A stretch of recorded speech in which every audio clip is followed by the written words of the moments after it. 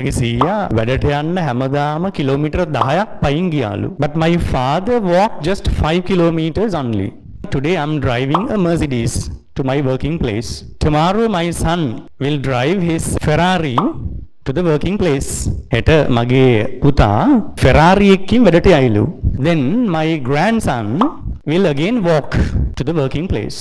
මගේ මුණුබුරා කවදා හරි ආයිත් පයින් යයිලු. සෝෂල් මීඩියා එක මම මේ කතාව දැක්ක හරි ලස්සන කතාවක්. ඒ හොඳ ගැඹුරු අර්ථයක් තියෙනවා. ඊට පස්සේ යා කියනවා difficult times create strong people. අමාරු අහිතකර දුෂ්කර තත්ත්වයට යටතේ තමයි ශක්තිමත් මිනිස්සු හැදෙන්නේ. The strong people create easy times. ශක්තිමත් මිනිස්සු විසින් අර ලේසි පහසු ජීවිත නිර්මාණය කරනවා. තාත්තා ගොඩක් සාර්ථක වුණ කෙනෙක් නම් ළමයින්ට බොහොම පහසු ජීවිතයක් ලැබෙනවා. Easy times will create weak men. පහසු කාලයන් විසින් නැවත දුර්වලයන් නිර්මාණය කරනවා. දුෂ්කර තත්ත්වයට යටතේ තමයි ශක්තිමත් මිනිස්සු ශක්තිමත් වෙන්නේ. දැන් ඔයා ශක්තිමත් වෙන්නේ මොනවා හරි tough times වලට face කරනකොට. විභාගයක් fail වුණා. tough time එකක් නේ. සමහරට O level වල අත්දැකීම් ඇති. love affair එකක් break වුණා.